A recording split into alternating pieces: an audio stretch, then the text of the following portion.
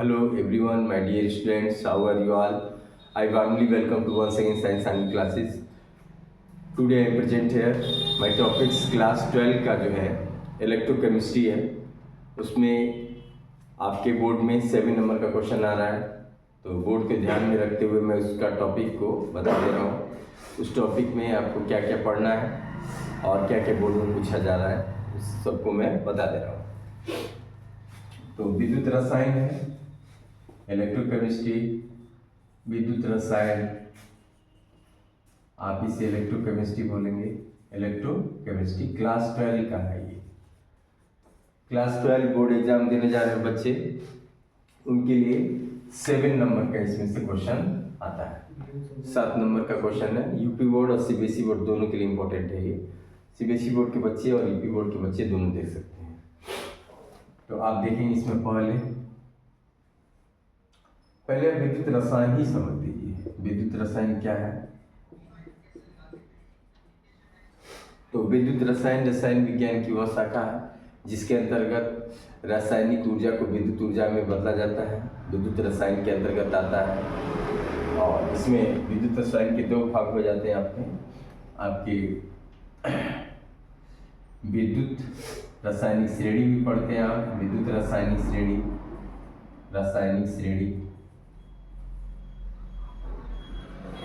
विद्युत रासायनिक श्रेणी और दूसरा विद्युत अपघट्य।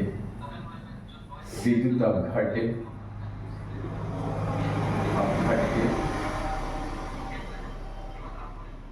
विद्युत अपघट्य एवं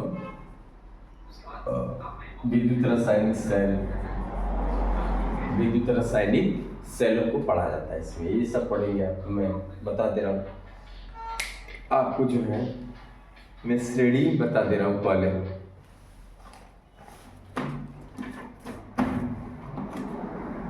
आप श्रेणी देख लीजिए।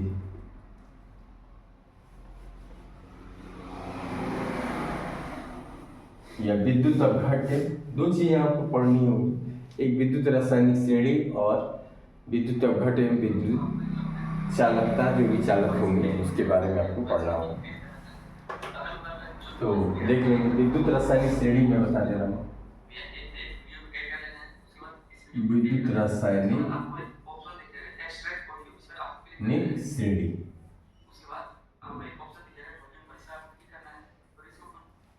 इसको जो है, इस श्रेणी को कैसे बनाया गया है और किसके आधार पर रखा गया ये देख लेंगे।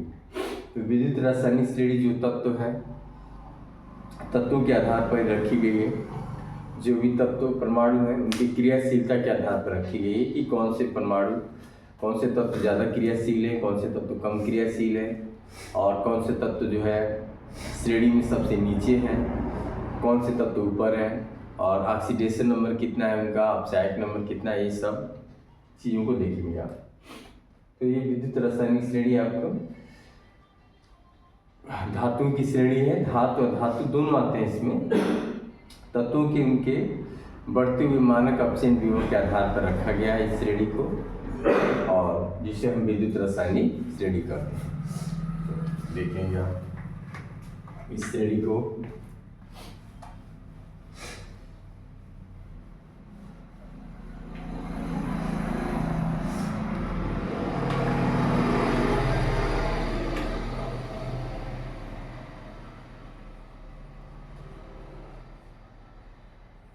विद्युत रासायनिक श्रेणी देखेंगे। तत्वों को मैं दिखा दे रहा हूँ। यहाँ पर आपको तत्व, तो ये आ जाएगा आपका लिथियम। पहले स्टार्ट होगा लिथियम अपने इलेक्ट्रॉन ग्रहण करके लिथियम आयन में बदल सकता है, बदले जाएगा। अपचयन मानक अपचयन विभव के आधार पर रखा जाएगा। लिथियम मानक अपचयन विभव,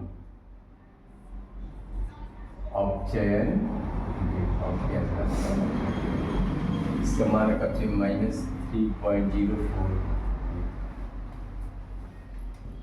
यहाँ पर पोटेशियम आ जाएगा के पोटेशियम, बेरियम आ जाएगा आपका, ये बेरियम आ गया, स्ट्रोंशियम आ जाएगा,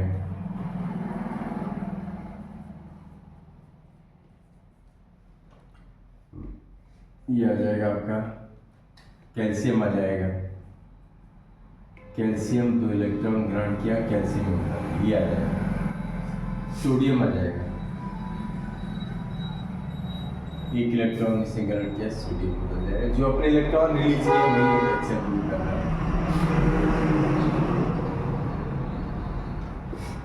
ये दोनों तरफ रिएक्शन हो जाएंगे, इलेक्ट्रॉन त्यागते भी हैं, ये लोग ग्रहण भी करते हैं, दोनों काम करते हैं।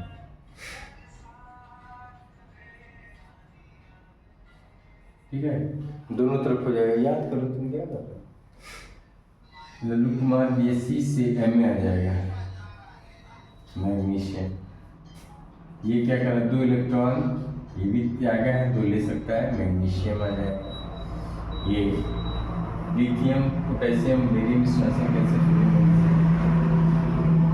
एल्युमिनियम आ जाएगा आपका, Al +3 4 3 इलेक्ट्रॉन, ये आ गया,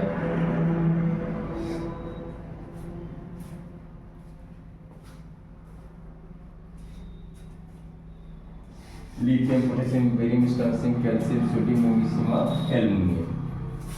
फिर Mn आ जाएगा आपका, Mn +2 4, ये बदल जाएगा आपका Mn में,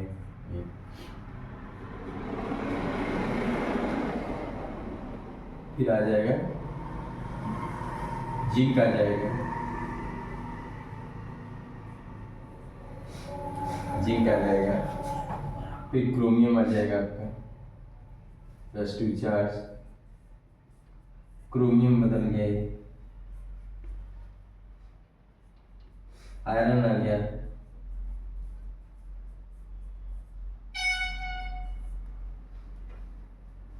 Cd आ जाएगा,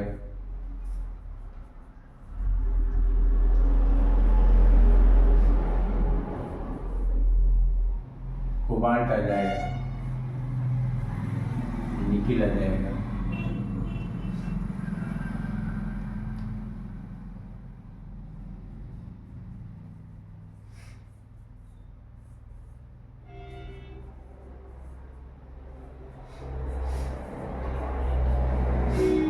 फिर आपका टीन आ जाएगा, यहाँ पे मैं लिख दे रहा हूँ,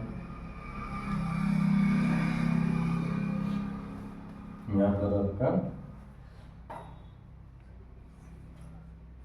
लेड आ जाएगा, आपका आ जाएगा कॉपर आ जाएगा,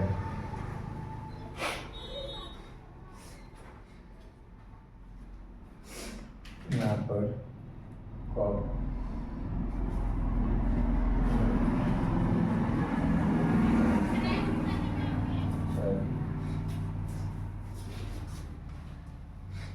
और मरकरी, नीचे धातु आ जाएंगी, +2 Sn 2 इलेक्ट्रॉन,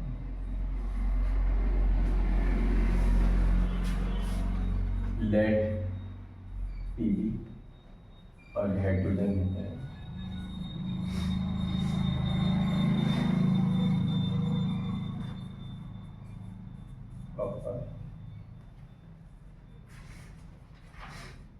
मरकरी आ जाएगा,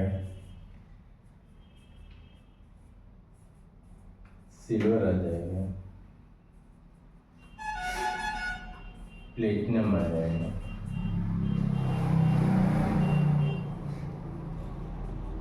ये गोल्ड आ जाएगा।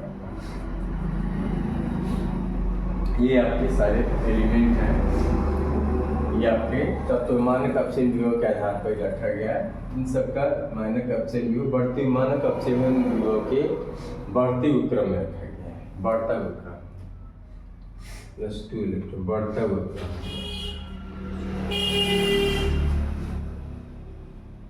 बढ़ते हुए क्रम पे रखा गया है।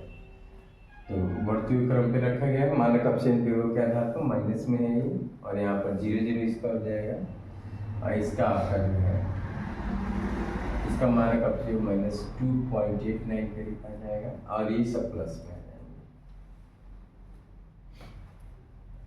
मानक अपचयन विभव के बढ़ते हुए। अब मैं जो है इसको, इसमें से आपके सवाल आते हैं, बोर्ड में हमेशा सवाल पूछे जाते हैं कि कौन सा तत्व श्रेणी में ऊपर है, कौन सा तत्व नीचे है, कौन से तत्व जो है हाइड्रोजन से ऊपर स्थित है, हाइड्रोजन से ऊपर है, कौन से हाइड्रोजन से नीचे है, कौन से हाइड्रोजन से जो ऊपर है तनु H2SO4 से अभिक्रिया करके हाइड्रोजन गैस बनाते हैं, हाइड्रोजन से जो नीचे है वो तनु H2SO4 से अभिक्रिया करके नहीं करते हैं। और दूसरी बात कि जो है जो ऊपर वाली धातुएं हैं वो नीचे वाली धातुओं के उनके लवण से उनके विलयनों को विस्थापित कर देती हैं, लवण के विलयनों से विस्थापित कर देती हैं, ये होता है। अब मैं देखिए याद करने का कॉन्सेप्ट आपको बता दे रहे हैं, जो आपके बोर्ड में क्वेश्चन आएंगे तो आप सॉल्व कर लेंगे। इसमें आप 3-4 नंबर का क्वेश्चन सॉल्व हो जाएगा धातुओं की श्रेणी वाला। तो कॉन्सेप्ट ये है, ये लल्लू है, लड़का है गाँव का,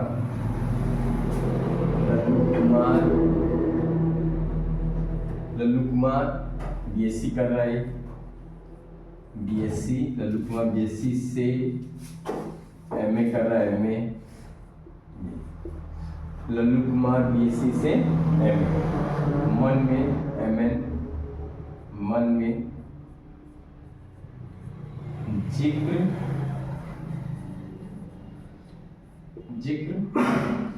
फिर उनका निकला कदम लड़खड़ा गया, कोई नहीं है सामने, कोई नहीं है सामने पर आ गए हैं,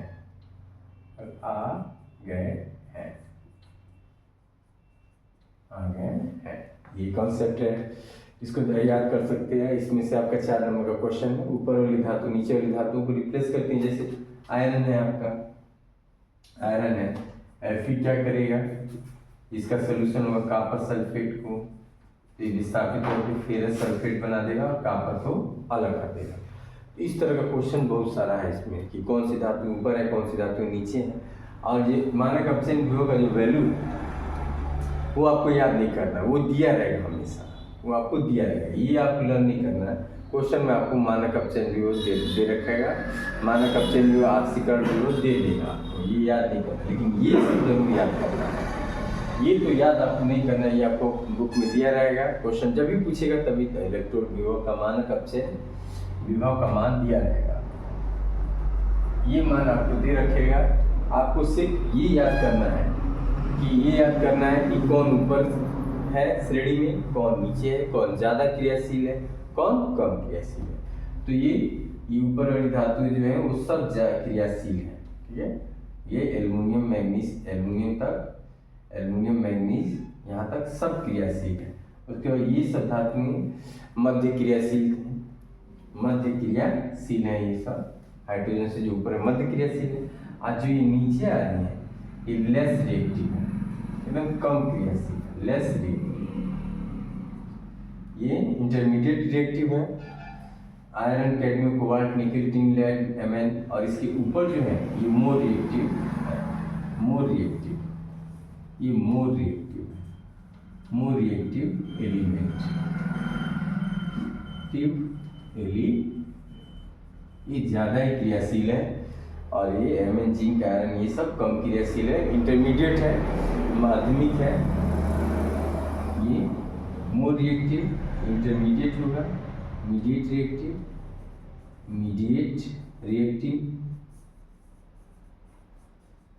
रिएक्टिव, और ये वाला हो जाएगा आपका लेस रिएक्टिव, जो हाइड्रोजन से नीचे है वो आपका क्या हो जाएगा, लेस रिएक्टिव एलिमेंट है। तो इसको आप अच्छे से याद कर लेंगे। आप देख लीजिए, इसका स्क्रीनशॉट ले लीजिए बढ़िया से, ताकि ये आपके बोर्ड में एकदम पूछा जाएगा। यूपी बोर्ड और सीबीएसई बोर्ड, यूपी बोर्ड और सीबीएसई बोर्ड, सीबीएसई बोर्ड, इन दोनों के लिए बहुत ज़्यादा इंपॉर्टेंट ये टेबल है, जो आपकी पूछी। हाई स्कूल के भी बच्चे देख सकते हैं इसको, हाई स्कूल में भी ये टेबल है, यूपी बोर्ड सीबीएसई बोर्ड दोनों में इसका अध्ययन किया जाता है। और आपको 12th में भी इसका अध्ययन करना है और हाई स्कूल में भी इसका आपको अध्ययन करना है, दोनों जगह स्टडी करना है आपको। इसमें का क्वेश्चन दोनों जगह पूछा जाता है। फिर से मैं दोहरा दे रहा हूँ, इसको याद करने का तरीका। Lallu Kumar BSc barium strontium और कैल्शियम। लल्लू कुमार बीएससी से एमए का नाम मैग्नीशियम मन में, जिंक जेडन क्रोमियम, फिर उनका निकला Fe, कदम लठड़ा गया CD, कोई नहीं है कोबाल्ट निकल, सामने SN, कोई नहीं सामने, पर लगता है वो आगे है। यहाँ से आयन पंडित जी सिल्वर मरकरी तांबे का लोटा लेकर, याद कर सकते हैं, आयन पंडित जी सिल्वर मरकरी तांबा का लोटा लेकर। ठीक है, तो ये सब चीज़ें हैं जो कॉन्सेप्ट हमने दिखाया आपको, इसका स्क्रीनशॉट आप ले सकते हैं। ये UP board CBSE board high school inter दोनों के लिए बहुत ज़्यादा इंपॉर्टेंट है, इस पर क्वेश्चन भी आते हैं, इसका स्क्रीनशॉट ले लीजिए। और इसमें मैं क्वेश्चन आपको कल मैं क्वेश्चन बता देता हूँ। अभी तक क्लास यहीं तक क्लास आपकी सीमित रह रही है, कल मैं इसके सारे क्वेश्चन बता दूंगा और इम्पोर्टेंट जो भी क्वेश्चन पूछे जा रहे हैं आपके बोर्ड में हाई स्कूल इंटर दोनों के क्वेश्चन सॉल्व कराते हैं। ठीक है, ओके, दैट्स ऑल।